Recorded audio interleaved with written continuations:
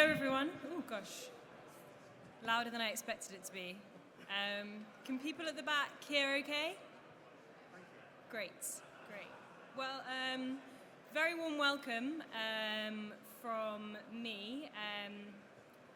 I'm Sophia. I work for the UK Green Building Council, and I lead our programme on social value. For those of you who aren't familiar with UK Green Building Council, we are an industry-led network with a mission to radically improve the sustainability of the built environment. And we do that very much with and on behalf of our members. We have about 450 members at the moment. They span the full diversity of the property life cycle. So right from investors, asset managers, developers, contractors, product manufacturers. And the diversity of that group is very much the lifeblood of our campaigns and the work that we do. In terms of what we're working towards, we have a vision for a more sustainable built environment. And that's one that allows both people and planet to thrive and really covers the full spectrum of sustainability. There was a really interesting article in The Developer this week that said that we need to be realistic about what the built environment can do or help to do to alleviate some of the problems that we're experiencing in societies today. Climate crisis, ecological crisis, health crisis, rising inequality. Those all have much bigger forces at play, which is true. Yet the built environment plays such a profound and critical role in shaping our lives. And actually, that for me is what the Social Value Programme is all about, is how we can get that profound, important role in shaping our lives to be as positive as possible. 2020, I'm sure you've heard sentiments similar to this before. It's a really exciting time for people who work in environmentalism. It very much felt like the last decade was about raising the alarm bell and getting people to understand the why. Why is this stuff so important? And we feel like we're at a point now where society, businesses, government are on board. We understand that change needs to happen. The next question is how. How is that change going to happen? How are we going to deliver what we need to do? And I think that's particularly relevant for the social value agenda. We see social value very much as a powerful mechanism for delivering high quality, sustainable development. So we hope that it's going to be a really critical tool in the coming years. In terms of what, so I'm here to sort of just give a bit of context to this conversation before we get into discussion with our great panelists. Within that context, I wanted to talk a bit about what we understand by social value within the context of the built environment, and what are the drivers for delivering that. And then highlighting two areas that we see that are particularly important at the moment in this space. So the practice of measuring social value, and then community engagement. And I'll talk very briefly at the end about how this has all been picked up within our broader programme. But first, social value. It's important to understand properly what social value means, and then also what it looks like within the context of the built environment. Quite often, social value is confused with social sustainability or social capital, where in fact it's much more holistic than that. In the Social Value Act, it defines it as being about economic, environmental, and social well-being. But it also has a certain inherent localness to it. It's about a specific area in which impacts can be felt.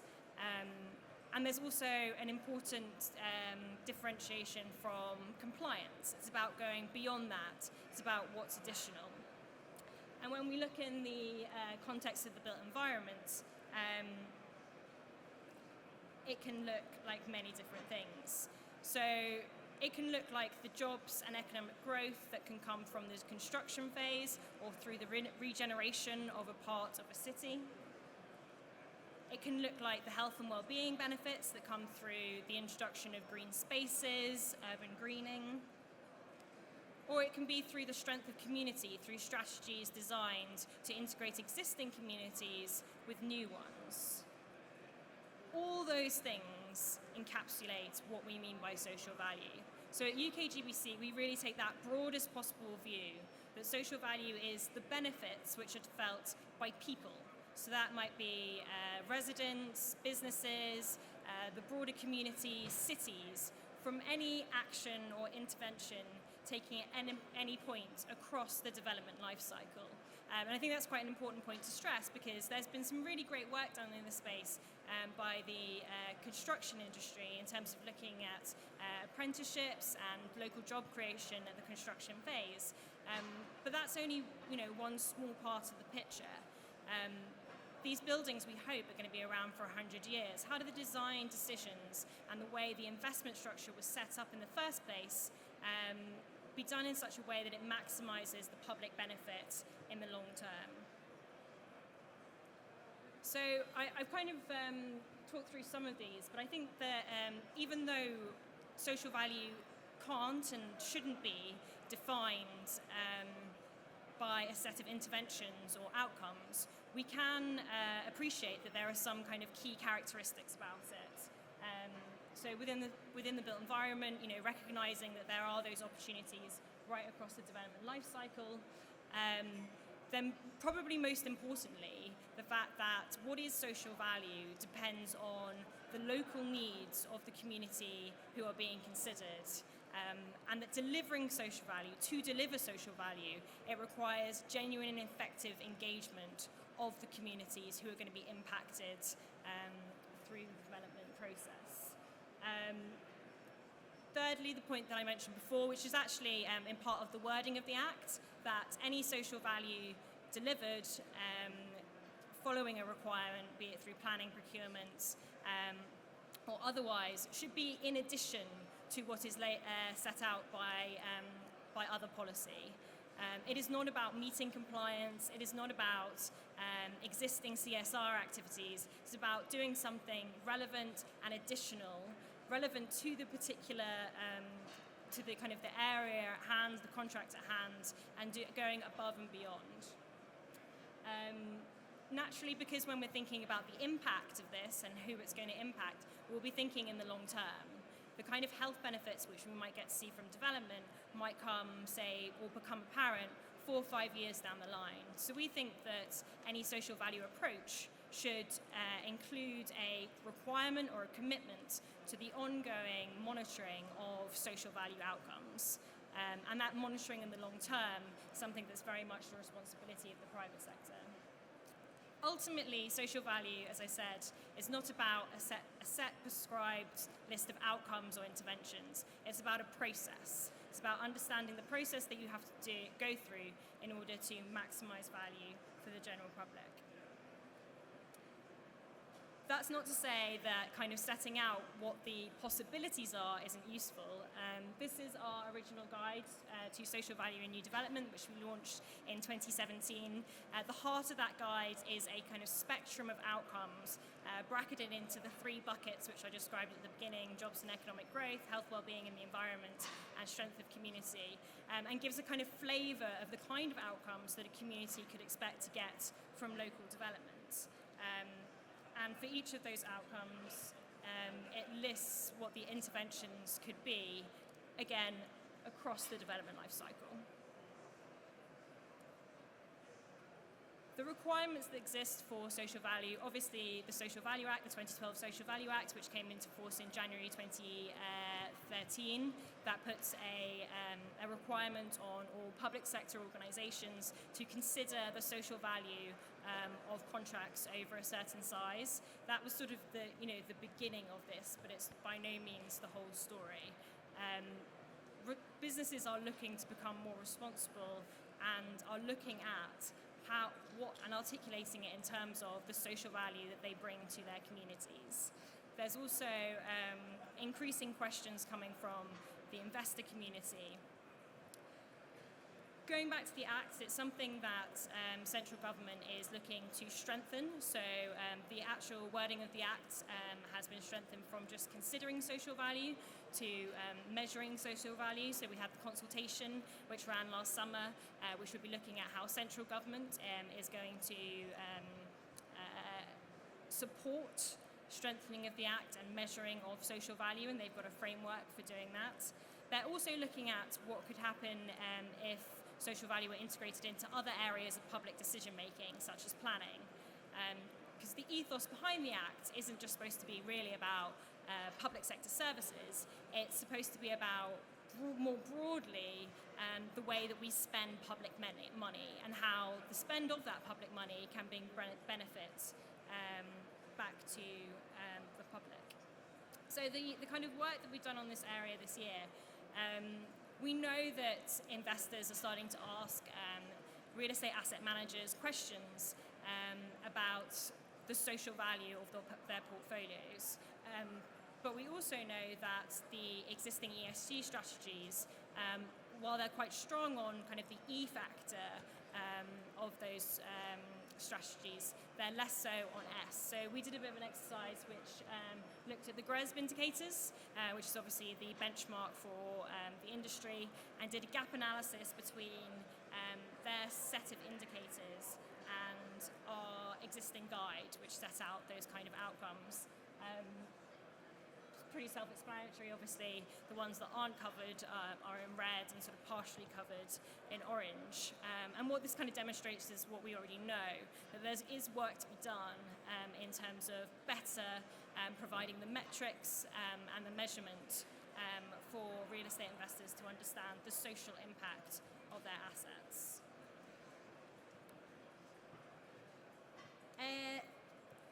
Following the first guide that we introduced, we did another output, which was specifically for local authorities. Since the introduction of the Social Value Act, uptake of the powers that local authorities have from the Act has been really slow. That's something that's been recognised by government. I think it was maybe a year or so ago, there was a review of uptake of the Act, and it found that only a quarter of local authorities were actually putting social value weightings within their procurement processes. And that's when you're thinking about, the totality of their procurement. Obviously, only a small portion of that specifically relates to new development, either through facilities management contracts, through contractor procurement, or developer procurement. So we produced this guide which kind of brought together where best practice was happening as a kind of inspiration and to give confidence to other local authorities who were looking to solidify policies of their own. And we divided those into ones that existed in procurement that relates to new development and existing buildings, planning, and then also land disposal. Planning, of course, is the area that we've seen the most kind of interesting growth in. It has a huge potential for impact, whereas, as I said before, procurement kind of only relates to a small proportion of development delivered each year, public sector procurement. Planning has the opportunity to influence all of development. So the kind of practice that is emerging there for local authorities to set requirements upon developers to provide social value strategies, assessments, community charters as a condition of planning is really interesting. And it's something that's being backed up through the practice of introducing social value policies within the local plan. This is the only two that we're aware of at the moment. So Salford City Council, over a year ago, introduced a social value policy within their emerging plan, and then Islington have also done so this year. And it's something that other councils, Bristol, Camden, are actively looking into this space. So a huge opportunity, but also something we want to get right. Something that we don't want to be more onerous on the planning process, and that leads to the best outcomes for everyone. Measuring social value. Measuring social value is obviously quite a growth area within the built environment sector. It's something we're very much getting used to. There's a lot of skepticism around the way that we go about it. People are worried that it makes it a tick boxing exercise. There's a lot of concern about attributing a financial figure to a particular social value.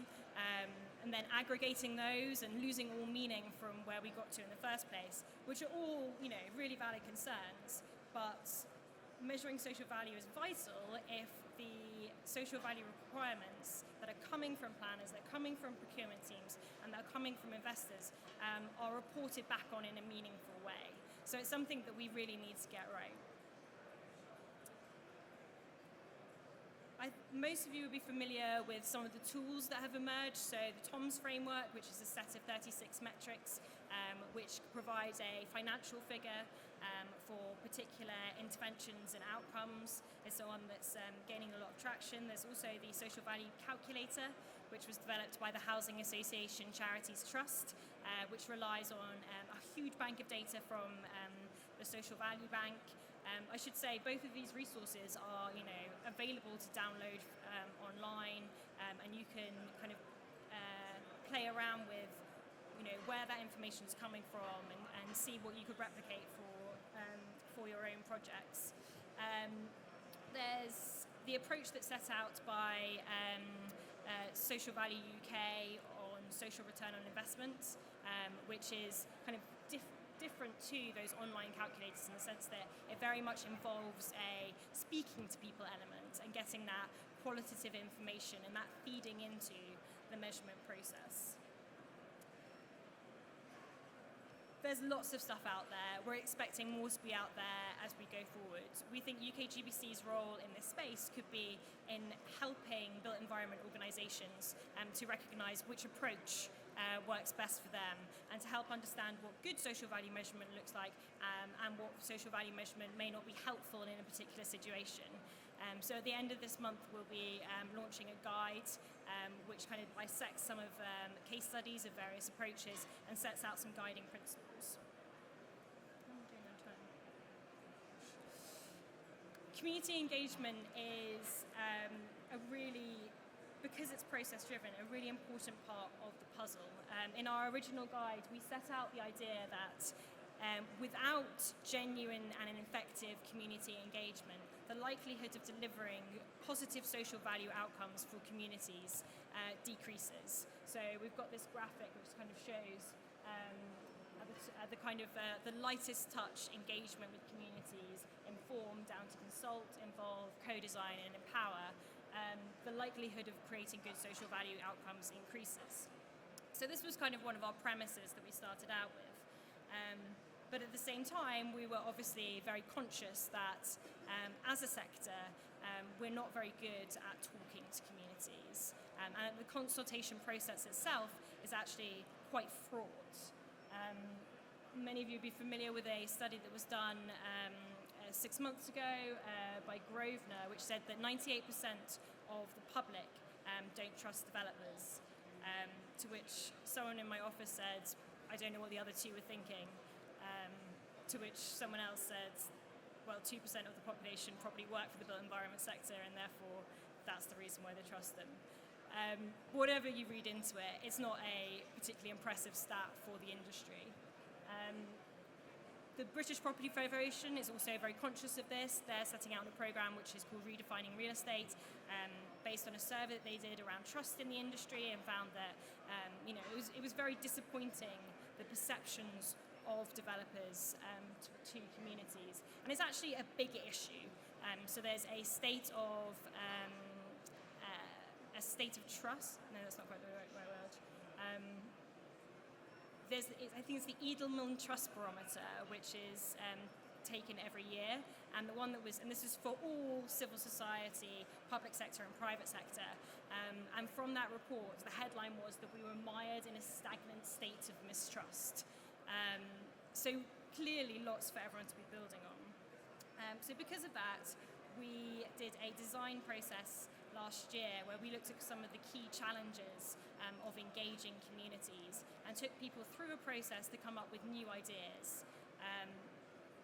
this is a sort of overview of some of those. I won't go into it because I'm probably running out of time. But again, this is something that's available on our website if you want to help inspire people to think more creatively about how they engage communities in the design process, but also during operation, and then thinking right to the beginning in terms of how power can be given to communities by them taking a financial stake and then really leading role in development. So as I say, this is all part of the work that we do as part of UK GBC's Social Value Programme, thanks to our sponsors who you can see on the slide there. The work that we've done this year has really kind of focused in on those key areas, supporting asset managers, providing information on better engaging communities, supporting the better measurement of social value, and helping local authorities recognise the powers that they already have to require this stuff. When we're coming to the second year of the programme, one of the things that we want to do is kind of build on that work, take the knowledge from it, and look to create a framework definition for delivering social value on new development projects. And that will work in a similar way. I don't know if some of you may be familiar with our framework definition for net zero, in the way that that can be applicable and relevant across lots of different building classes. It can be appropriate across a lot of different geographies and different circumstances. We want to do the same thing for social value. So if you're interested in getting involved in that, or a sister project that sits under the programme, which will be on a just transition, do get in touch. But I've been talking for a really long time, and the panellists have been patiently waiting. So I will now come over to you guys. Actually, I might just leave it there. To introduce yourself, Matt. Hello. Can you hear me? Yes? Good. Can you hear me at the back? Yes. Great. Thank you. So my name is Matt Stavru. I work for JLL. Oh, my name's not there. Fine. I work within the upstream sustainability consultancy team at JLL, so we are sustainability consultants, and we deal with everything from net zero carbon strategies for JLL clients all the way through to the social impact side of things, which I specialise in. My name's Steve Kellett. I'm Sustainability Manager for Argent. We are the developers behind the regeneration of King's Cross, and are now starting work on a regeneration of Brent Cross as well. So we work on large-scale schemes, and obviously social value is really important to what we do, as well as environmental sustainability. And one of the things I'll probably talk around later is some of the work we've done at King's Cross evaluating the socio and economic outcomes of that 20-year development and where we're going to go going forward as well. Hello, I'm Duncan Price. I'm a partner at Bureau Happold. We're engineers, advisors and consultants for sustainable built environment, and I head up the sustainability team and have been on the steering group for the social value programme and some of the community engagement sprints that we've been doing. So to start, I think this question around measurement, there's obviously some, excellent work going on in the sector, but there's also some challenges. To get where we need to get to, what needs to change? What isn't working at the moment? What could be working better for us to better communicate social value creation? So I think it's not an evaluation problem. It's probably a translation problem. We know how to evaluate stuff. All the tools you mentioned can tell us the pounds of value created for every new job, for every new home delivered, for every new green space. We know how much money that is worth in theory, but what we're terrible at is translating that into something meaningful for the public or each other. And then it's really hard for us to understand if we're actually creating social value and doing something good compared to what another developer might do. And knowing on a new development like at Brent Cross, what outcomes are we actually aiming for, and where do we even start? It'll be a journey. I think it's only been a conversation we've been having for the last few years. So there's a very good reason why we're not very eloquent around it. We're probably where we were with carbon, say 20 years ago. And now we've gotten to a point at carbon where we're all talking the same language. We know what your scope 1 emissions are, your scope 2 emissions, and your scope 3 emissions. And now we're all on a journey towards, well, not all of us, but some of us are on a journey towards net zero carbon. and we know what good looks like and where we're going and how to compare with one another. With social value, we're, I don't think, anywhere near that. I can't say King's Cross has delivered any more, any less social value than any other developer. I can tell you how much social value it's delivered, but I wouldn't be able to tell you if anyone else would have done better, which we're working on. And yeah, I'll probably go into a bit more detail in a sec. Just add to that, there's an interesting analogy to be drawn, or comparison, with building performance as well. So there's this difference between theory and reality. And I do wonder whether we actually need more post-occupancy evaluation of those outcomes. I know we're getting stuck into one of the trailblazer projects for London Legacy Development Corporation at the moment, doing post-occupancy evaluation of a residential quarter, not just on the nuts and bolts of energy and carbon consumption, but what do people actually think it's like to live there? And trying to measure that against a series of prosperity metrics.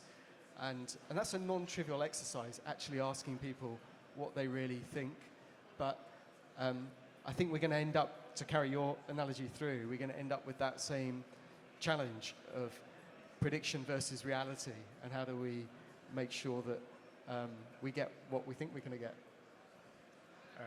I think the big part of the problem is not knowing how to define the social value in the first place.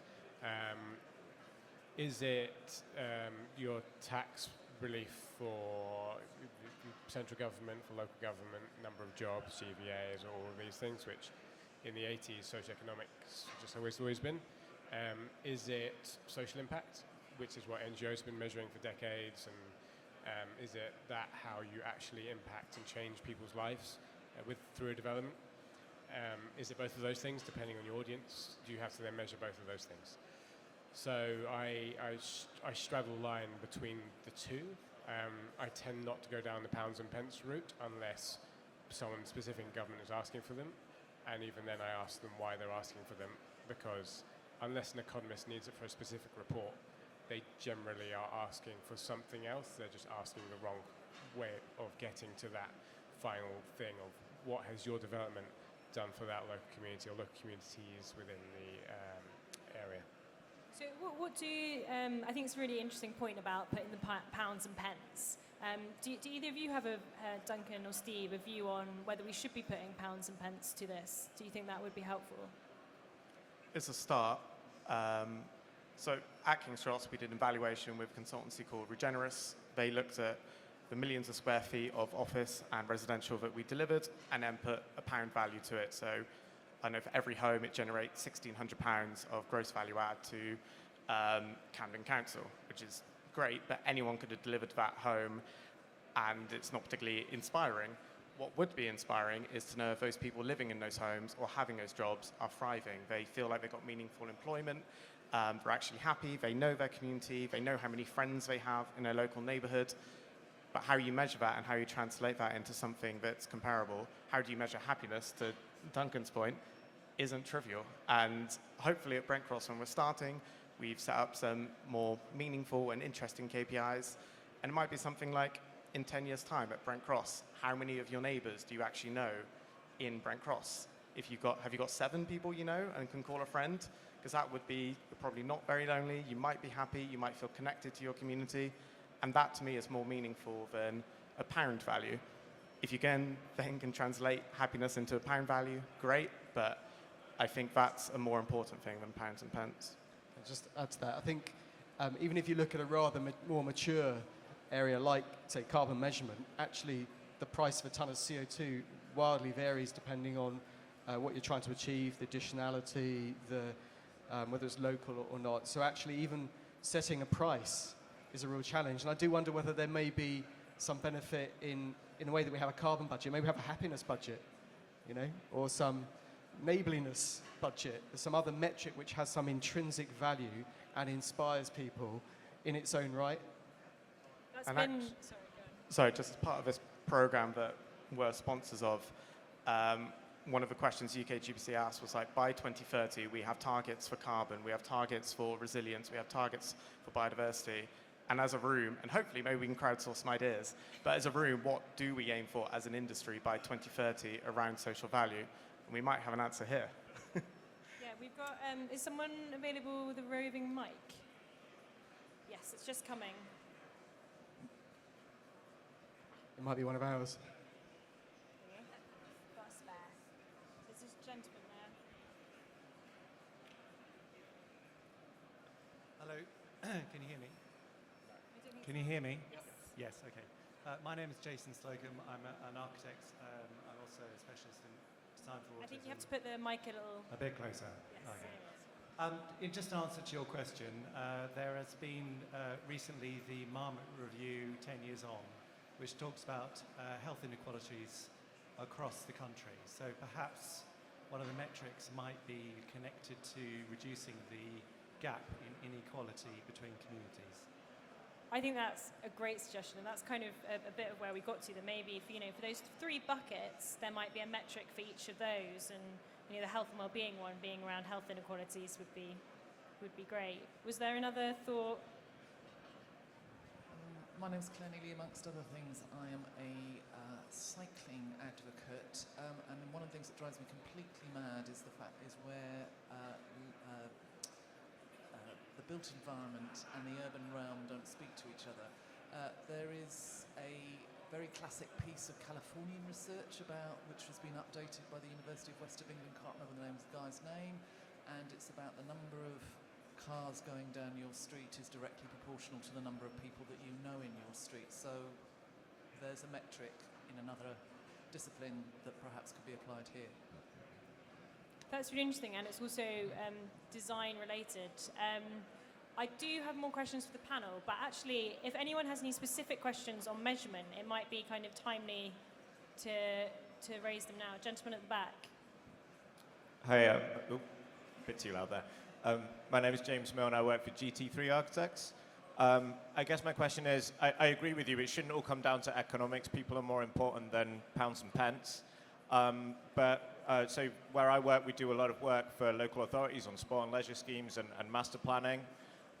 If we want to get cash-strapped local authorities to spend money and spend more money on good design, then it helps to be able to say, look, the long-term economic benefits of this are better as well as the benefits for people. So I don't know how we can try and win that argument without making it all about the economics. Can I just very quickly reply to that? Actually, just this week we've launched a bit of work that we did for C40 cities, looking at how do you quantify the multiple benefits of deep retrofit, and together with UCL pulled together a very thorough evidence base globally from all the reference papers of how do you measure things ranging from jobs, health, fuel poverty alleviation, etc. And there's a methodology and a toolkit which people can use now. It's just the start, but I agree with you. For city decision makers, there needs to be some way of joining the dots so that they can say, if I improve health or social outcomes here, I should be able to divert some of the budget from my social budget into built environment. And in a way that I think Gen 2 did this project a few years ago called Boilers on Prescription with the Primary Care Trust, because they showed that for every £2,000, or for every day saved from somebody not going into hospital, it saved the local Primary Care Trust £2,000, and so they spent that on upgrading home insulation instead.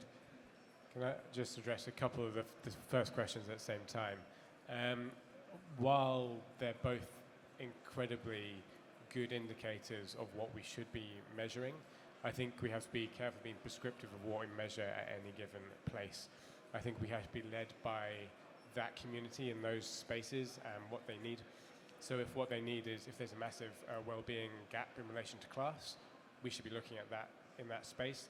In another area, that might not be an issue, and it might be English as a second language, or something else might be an issue over there. And we should be completely led in our social impacts into what is specific and relevant to those communities. To the point around the economics, yeah, I completely agree. We do engage local authorities and we do lots of pre-planning stuff.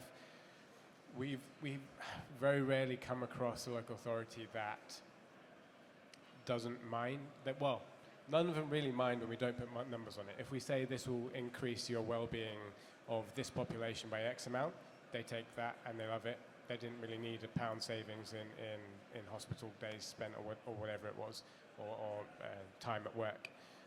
Although it helps, none of them have actually come back to us and said, put a pound sign on it. And also it depends what database you use and what maths you use, so you can inflate the numbers however you want. It results in people gaming the system and just recruiting a bunch of veterans and ex-offenders because that'll give them the most social value. Is that okay? We would not go back to a previous point of just doing what's right for those people and making a business case out of that. Were there any more questions from the floor on measurement? Yeah, oh, sorry. Hello.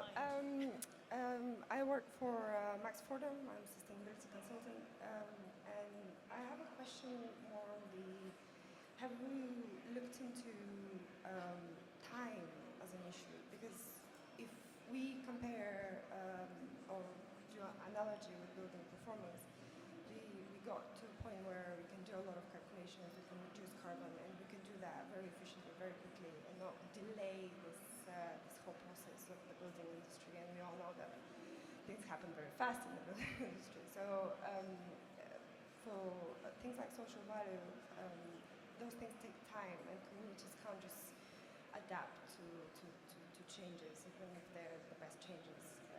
So how do you address that? Can I answer that in a slightly oblique way, to be slightly, because when you said time, I was thinking of time as a unit of value, actually. It's quite interesting. Another thing that happened on the Olympic Park is that there was a startup innovation platform called Echo, where they were trying to enable a new community to kind of trade what value they bring to that new community. So you could swap an hour of hairdressing for an hour of borrowing somebody's drill, right? And they realized that time was the great leveler, actually. And then they realized the real value was getting people to connect together. So it's a very oblique and non-way of answering your question, but I do believe that certainly as you move into developments, time is important. And actually one of the things that we discovered through the process of this program is that a lot of people focus on construction jobs and skills and don't think about the longevity of, through the operation, through the construction and through the operation itself of a development, and that there are different communities at different points in time that have different needs. And crime is a difficult one because at King's Cross crime has gone down a lot, but then we also get criticised for it being gentrified. And I guess if you gentrify a place, then crime might also go down, which is arguably a bad thing. So it's very difficult to use just crime as a metric. I'm also going to answer kind of sideways. Having the ability social value is not something you deliver by yourself. It takes, to make an area attractive, unless you have a massive master plan development like King's Cross, you're one building, generally speaking, one asset. So how do you collaborate with others over time through the operational management of that building to achieve a positive thing and make your area more attractive for occupiers, tenants, whoever, to then choose that area as a place they want to locate. And then you can differentiate your building after that in what you do in other ways. But it's a long-term thing. That hasn't really answered your question, I'm sorry, but hopefully it gives an idea of my brain. Thank you. Sorry, two questions there. Hi, Ruth French from Ryder Architecture. We've done quite a lot of work around social value across our business over the last year, and one of the things that I wanted to ask the panel's opinion on was this issue around double counting, and obviously we're working across a number of projects, and how we can guarantee that outcome is just for that single project. I've been forced to answer. I think, to your point, attribution is one of the key points of a measurement of anything. And this goes back to Steve's point about your scope 1, scope 2, scope 3s. You do the same thing with social impact. What are your direct impacts that you can control, that you can measure, that you can say, because of that thing that I did, this happened. Your inputs, outputs, outcomes, impacts. Which is a measurement framework which makes sense and was probably very obvious to everyone once you say it. But before you say it, people are like, okay. Your scope 2s, your indirect impacts, attributing that is more difficult.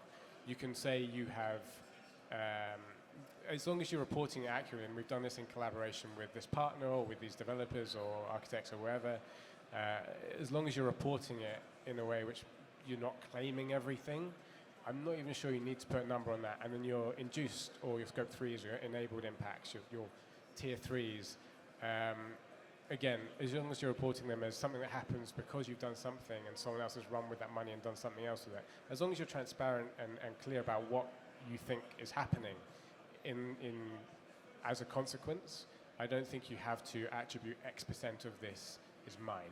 You can in some cases. If it's charitable contributions, it's often easy to do because you've directly spent money and charities can say, with this much money we've done this, whatever. But if you're doing the activity yourself, I would argue maybe you don't have to as long as you're reporting it correctly. So I guess the issue isn't necessarily double counting, it's attributing what impact you had on that. And that's what we've done at King's Cross. We've done a baseline assessment, which is what we did by delivering those buildings. And now the second part is we're working with Social Value Portal to look at what our occupiers and tenants are doing and seeing how many people they employ from the local area, how we're upskilling people. And we're not going to say we did any of that, but we're just letting them know that's the impact that they're having, and then we're hopefully building something greater than some of its parts. And then if they are struggling with local employment, we have a recruitment centre and we can help them employ people from Camden, Islington, and hopefully get whatever they're striving to achieve up, and we can enable that as a landlord. I was just going to add the principle that we found through the work with C40, which is being transparent, having a very clear methodology, and using proxy data. So work with the best data you've got, and if you haven't got good local data, move up a notch and just be transparent and show your workings. Sorry, can I just come back to the time question because I've dissatisfied my own answer. And I'm going to be dissatisfied with this one as well. But the way we communicate and report our client-related risks now with TCFD, I see that happening with social risks at some point. So having your social risks on your risk register and reporting them in a transparent way, it doesn't have to be in your financial reports yet. That is going to be a long-term thing. And if you have an asset, or if you own one, or if you invest one, if you manage one, reporting on those and reporting how that changes over time will be a key part of what I believe will be the future. Great. So moving on to sort of the next area of questioning, I guess. There is being increasing requirements coming through procurement and planning, but perhaps it's a bit slower from the investment community as a whole. Generally, they seem interested in sort of what the social value of real estate assets is, but maybe aren't yet asking the right questions. I wondered if the panel had a view on how could they be supported to be more sophisticated within that? What would help drive that driver? I have a very long answer to this. Right? So Upstream works, our major client base are developers and investors. And historically, it's been developers that have been driving this agenda, particularly the retail developers. But investors over the past 12 to 24 months have shown huge amounts of interest. And that has driven the agenda up. People are now aware of it more. And we're at this tipping point now of, because the investors aren't quite sure what questions they need to ask, because they're difficult questions, right? We don't even know what to ask at asset level a lot of time, let alone fund level, portfolio level. So you can't blame them. But they're at a tipping point where it's the point of this, can it drive good practice? Yes. Can it drive bad practice? Also, yes. If the wrong questions are being asked, then you're going to have detrimental impacts on behaviours, and you're going to have detrimental impacts then on the communities and the asset value at the end of the day. We work with a lot of investors to develop social impact engagement frameworks. I rename them every time I say them. And that is just to create a meaningful engagement between the investor, the developer, or the asset owner, manager, whoever it is, and their communities, and make sure there's good communication throughout. Everyone's talking about the same thing in the same way, because you can't expect the investor to be an expert. In this, there's too much going on. There'll never be a social impact, well, unless they're an impact investor. I was told to give some numbers. Thank you, Duncan. So we have the impact investing world at the moment. So the ones who demand social impact returns as well as their financial returns from their investment. It's about they're about $5 billion, $500 billion globally. By the end of the next few years, that's been predicted to rise by GIN, the Global Impact Investment Network, to 26 trillion globally. So this is something that investors are looking at because it just makes sense, right? So if we're not then trying to upskill them from a ground level on what good measurement looks like, because they don't know. Then they'll just ask questions around outcomes, how many jobs are you creating, what does it look like, blah, blah, blah. And your asset managers, including JLL facilities management, will be running around trying to get numbers that they never had to get before because they're not relevant. And we'll be feeding that back up to them, and who's paying for that resource, who's paying for that time? It's probably not the investors. So to control that and make it more relevant, more impactful, I think it is up to the management, the developers, to start owning this a little bit more in taking the initiative and saying, this is identifying the local needs, as I was saying earlier, and taking action on those and reporting that upwards to the investor in a very clear way to say, this is what we've done and why we've done it, and this is what we're trying to achieve through doing it. So then the investor can be like, oh, tick. You need to give them material to do their job properly, otherwise they're going to ask you stuff which you can't give them or shouldn't give them. That was Great, thank you, Matt. All right, Steve, I know obviously you've worked quite closely with Hermes, who are also sponsors of the Social Value Programme. Have you any insights from that work, or? Yeah, so Hermes are our investors, and they've also invested in other large developments around the country, including Wellington Place in Leeds and Noma in Manchester, as well as King's Cross in London. And so after they saw what we did at King's Cross, they wanted to use the same methodology on their other developments so they can hopefully try to compare and contrast. I don't think it's quite reached that yet. The ideal position would be for them to only have one number to see. It would be how much social value in pounds per square foot has each of these developments delivered. And we're not near that yet. And I know it's a blunt tool, and it probably goes against some of the things I was saying earlier around happiness. But ultimately, that's the only way in which they can compare their portfolios. From an environmental perspective, they look at kilowatt hours per meter squared or tons of carbon per meter squared, or the EPC rating of a building. They need these really high level numbers, and it's imperfect, but if there's enough measurement tools measuring stuff consistently in a pound value, I believe that's all the investors will be able to do to compare their portfolios at macro level. And then at micro level on specific projects, yes, I want to hear about those more place-based qualitative stories, which are important, and hopefully the numbers will reflect the great stories that are happening on the ground. I think there's another interesting angle to this, which is whether green developments yield better social and economic outcomes. And we did a bit of work about a year ago for Aldersgate Group, which is looking specifically at whether strong environmental standards in London, through planning, through the London Plan, drive jobs, skills, innovation and competitiveness in the whole supply chain.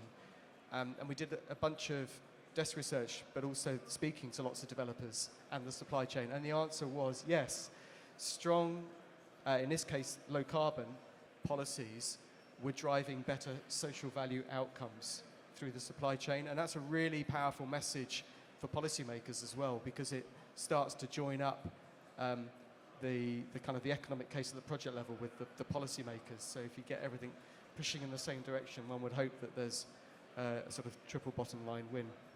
And I think what is important, if places are inherently strong in social value, they will create these virtuous circles where value will be derived. So if you create a place where the local community are engaged, they're empowered to visit whatever you've created, to live there, to work there, and they are local, it will create these virtuous circles where they'll shop there more, they'll spend more time there, they'll go to your events, and that will drive revenue. So I think a resilient, strong place which the community love will inherently drive social value, whether in measure or not. And just to build on that, I think that is a key reason to report to investors in an accurate and meaningful way. So where you have done your local needs assessment, and I keep saying that, and then you reported on your impact on that.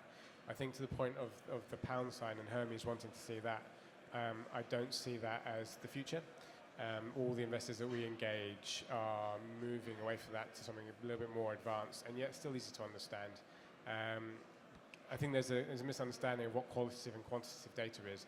It can be quantitative and not be pound signs. They can still use it to understand stuff, just numbers, and you can make numbers out of anything. It's just what the most relevant thing to that asset is, because if it is an office block full of the financial services, your social value, your pound sign will be higher than social housing.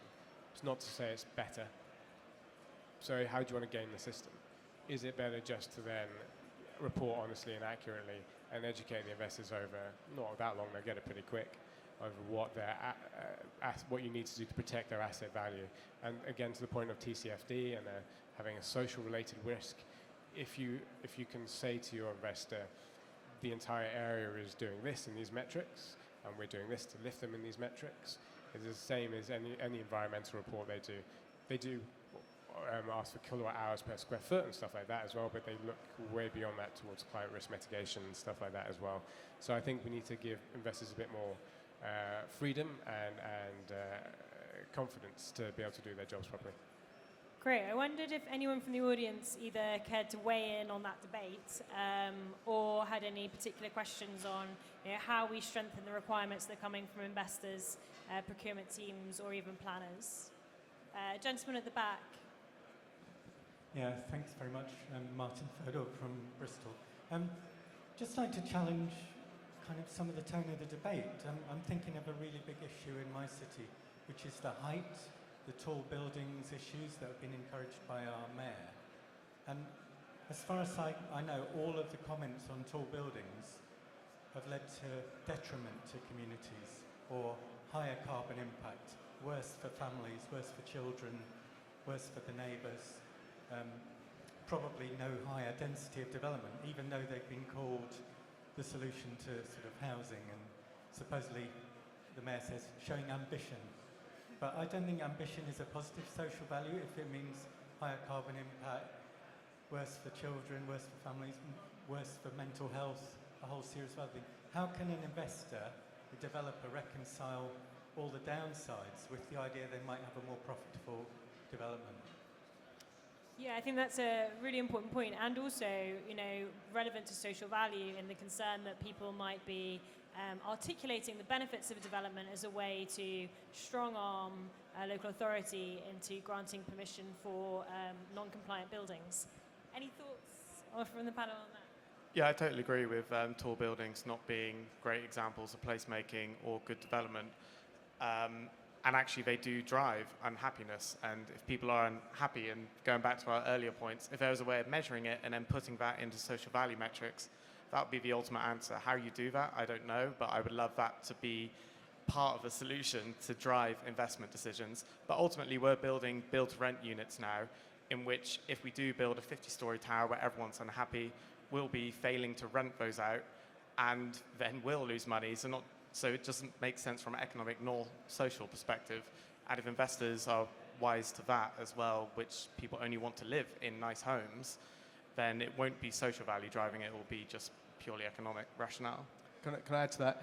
I mentioned earlier some work with LLDC, but we've also worked at the other end of London for OPDC, Old Oakham Park Royal Development Corporation, and that exact question was in their minds. It's a very dense, Europe's largest regeneration project, but a very dense development. And they were absolutely minded that they had to get fantastic environmental and social outcomes, right? And so we did some guidance around, specifically on tall buildings, which went into their supplementary planning document, about how do you optimize, particularly for energy, overheating, daylight, as sort of proxies for well-being in tall buildings. But more than that, there was a second bit of the policy which requires developers to do post-occupancy evaluation for 5 years, not just on energy, which came from the London plan, but also on user happiness. And again, we developed a template for things to collect, information to be carried out, and how and by whom. So if only to build the evidence base upon which we can start to have those informed decisions. So there's an Enlightened Development Corporation at least trying to move the conversation forward. But I suspect it will take longer to collect all that information. But as Steve says, it's sort of enlightened self-interest in the long term for developers to understand that as well. I think just to pull together those 2 points, cities and investors who operate across cities and across countries think of this as on a macro level, and actually there are 2 levels to this. One, then the decentralization of power, the move away from London, might require tall buildings in other cities to compete. How you then, and you have cities like New York who have banned certain heights or certain materials within their skyscrapers now to try and mitigate. Are we just building tall buildings wrong? Maybe tall buildings are fine, it's just not the way we do them now. and we just change that. The other point around measuring happiness and well-being and all these things, which are seen as sort of like the dark arts, they're relatively straightforward to do. They just take some time and some resource. We do them. We qualified social researchers do them. Academics do them. They're doable, but no one does them because they cost money. And why would you spend money on that? We can just build something tall. So I think the way we're doing it is wrong. It's not necessarily wrong to try and shift away from London. I think that's a risk area, and we need to grow all the other cities, but we need to grow them more smartly. Great. More smartly is a rallying call to action. Just to add, Flora Samuel, University of Reading, has been working with REBA on the development of a toolkit for architects, which is about measuring the social value of design. I personally have been eagerly anticipating it. It's been sort of in the works for the past year and a half. So hopefully that will also support the industry in those efforts. Were there any more questions before I go on to the next gentleman down here?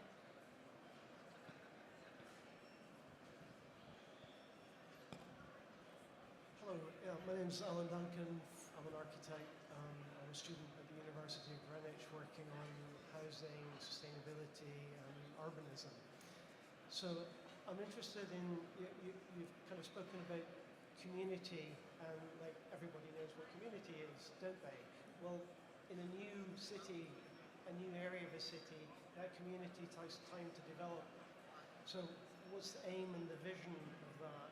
And I think at the back of our heads, we've probably got something like the Garden City movement vision of what community and what we're trying to do with housing and lifestyle. And Nate Bevan, one of the things he was talking about, he'd grown up, he was Welsh, and he was one of the real generators of post-war housing, which was good quality housing. So he was driving not just housing, not just racking, stacking, packing housing, but the very best housing that we could possibly build, because he could see that a mixed community was going to be not just crime-free, but it was going to be a thriving, healthy place to bring up children. So there's lots of things that were written in the 1930s about how to manage good quality housing by mixing people together, by putting needy families with strong families. Now we're talking about, somebody mentioned social housing. Now, social housing, we've kind of imported a model, an American vision of social housing as being something for the poor, bad people who've not obeyed the rules of society and need to be racked, packed and stacked somewhere, but they're not really part of the normal housing. Good people are supposed to buy their own house. So there's kind of visions, there's visions of, I'm getting there. Vienna seems to manage the housing really, really well by mixing the housing together. There's no pour door, there's no gated developments, it's mixed. So like Montessori talks about the prepared environment. So they're preparing the environment in the classroom for bringing up children. Vygotsky talks about the zone of proximal development for young people. So I think a lot of the housing we've got, it's developed, but it's become a ghetto of rich people. So how do we change that? So yeah, lots of really good design features mentioned. How do we promote those within our built environment? How do we ensure they're mixed use, mixed tenure, no poor dooring? What should be the levers for doing that? Is it planning? I think it's a lot easier when you've got a big master plan like we tend to deal with to create that mixed use, and we've built our reputation from creating mixed use communities. I don't think any scheme should be 100% resi-led or 100% commercial.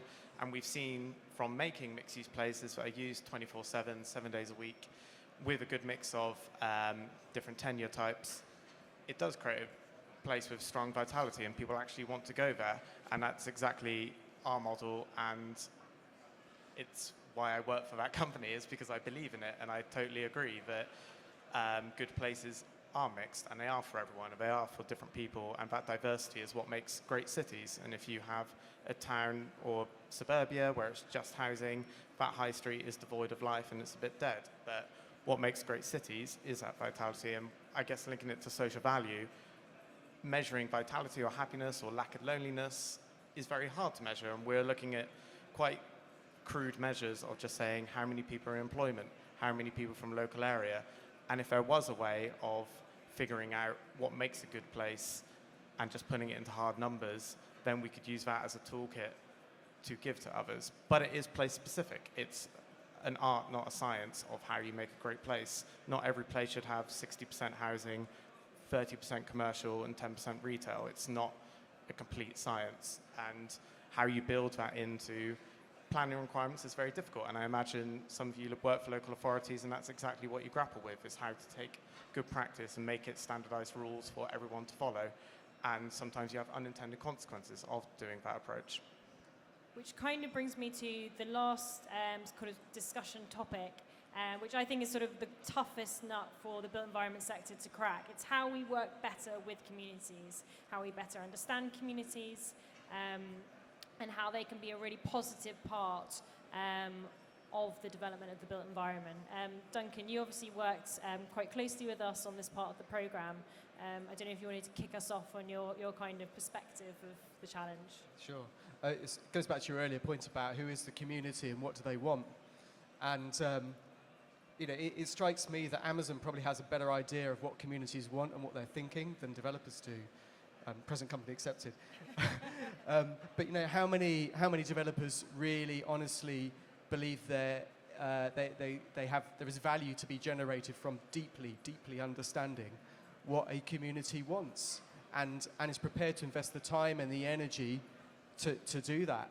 And and through the innovation sprints that we were doing with GBC and a whole bunch of collaborators, we were looking at best practice in that. And there are some great online platforms. For example, Build ID produced one which was to have much better engagement from a broader set of stakeholders, well pre-planning. So you get proper engagement, really crowdsource what good looks like and what people want. Are there different ways of engaging a community, particularly in the pre-planning process? Could we use virtual reality as a way of really understanding what a tall building would look like, or what are the options that are possible? I think it's not beyond us as design professionals and built environment leaders to be able to bring a bit of innovation into this space, so we get a much better data-driven approach to shaping spaces for communities. And the data presumably will help with the cost factor as well. Very quickly, I think that if in pre-planning the developer hasn't done a needs analysis, then they've failed at first hurdle, and if they haven't engaged the community in what they believe they need as well, again, just not they're not doing their duty of care all the way through. There's an overlap here between social value and sustainable buildings and planning and sustainable developments. So figuring out what in the planning requirements might need to be updated to introduce more levels of social value there, so it can be built into that system, versus what is delivered during the construction, development, operation of those buildings are two different things. Were there any questions or thoughts on community engagement from gentlemen in the reds? Hiya. I was interested in your comment about how you engage with communities, and I was really heartened by you saying that it needs to happen early on. I think from my perspective, and I've been involved in quite a lot of community engagement in York, it's less about using clever technologies and just about really thinking about the questions you need to ask people. A lot of the time it's purely about asking people what matters to them about a place, what they want to be able to do there, rather than necessarily going through complex visualization processes, because people are usually generally willing to talk, but we don't often ask them the right questions. I think that's right. And actually, some of the questions that we were grappling with was, well, who is the community, and how do you get that broad representative voice to have a structured conversation that can yield those kind of insights? And we were seeking inspiration from the Camden Citizens Assembly on Climate Change, which recently happened. Some of you may have even been to that.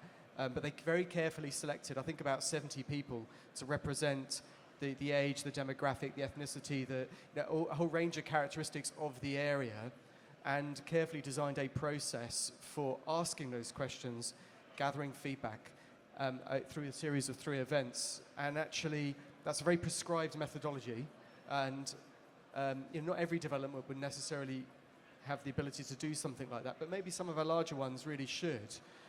What's interesting is that UCL have done an academic review of that process. And I'm really interested to see what comes out of that, about what they think works, what they think could be improved. Because I do feel that if it's good enough for climate change, you should be able to use it for many other applications too. Not to put Steve on the spot, Brent Cross South, you know, a really interesting, quite disparate community to engage with. Is there anything there that you've had learnings on how to better engage with the community? Yeah, I mean, King's Cross and Brent Cross are both huge developments, and it would have been, not that we would ever have wanted to, but impossible not to engage the community. And actually, the thing with Brent Cross specifically, it had outline planning permission back in 2005, and now 15 years later, we're just starting on site. Not because of us, to be clear. And everyone's just like, just get on with it. We've been consulted to death. So I'm not speaking for the rest of the industry, but just in that specific scenario, there's not much of a place at the moment. We did an exercise of asking people, where do you live? And everyone said Cricklewood or Hendon. Nobody said Brent Cross. It's a bit of a non-place apart from the shopping centre. So this is all about creating a place from scratch and creating an identity. And it was the same with King's Cross. It was changing perceptions from what was a red light district into something where Google and Facebook now want to call home. So that's our challenge, but I recognise that it's quite unique, and actually most developers are going into a community which already exists and is very strong. Not to say where we have built doesn't have an existing community. What I do find interesting as well, though, that new developments only make up such a small proportion of what is existing in the UK. And actually there's very little community consultation on existing assets. Once a place exists, it's just there. Obviously the local authority have some input, but from where I live, I don't feel like a sense of community. There is no engagement. Maybe that's an idea of like, actually don't think of community engagement just for new developments, but maybe landlords of high streets or large, large housing estates, maybe that could be a process that could be started so people can improve the places which already exist. Yeah, I think that's a really good point. It was at an event a couple of weeks ago called A Fairer City. How do we make London a fairer city? And actually, wealth inequality is only part of that. You know, true equality is much broader, and quite a lot of it's about participation. And just even the knowledge that you can participate and inform and shape your built environment is something that will make it, you know, a more democratic and fair place to live. Were there any sort of final questions from the audience? No? In which case, from our panelists, I don't know if you had any sort of concluding thoughts on where the agenda should go, perhaps what we're doing under sort of UK GBC's framework definition for the next year. Okay. I'll kick off. I think if we are serious about some of the big environmental challenges, like climate emergency, you've got to make sustainable living easy, and it's got to be appealing, and it's got to work for people. So I think this year you're going to see those two agendas really come together, and I look forward with excitement to the emerging framework definition to sit alongside the carbon definition. I think those two together are going to really drive some real action. Yeah, ditto. I think the framework definition will really help everyone talk the same language, because I'm yet to read a sustainability report or a social value report that has made me vaguely interested, and including our own. I want them to be... I just want them to be comparable to be meaningful and actually know if people are doing the right thing or if they just cherry-pick nice examples of stuff they are doing. And it's coming. Like, it's only been a few years this has been a conversation topic. I don't even know if this was a discussion that was had at Future Build last year, and now it is. And you can see it evolving very quickly, and hopefully the definition and what UK GBC are doing will be a key part of that.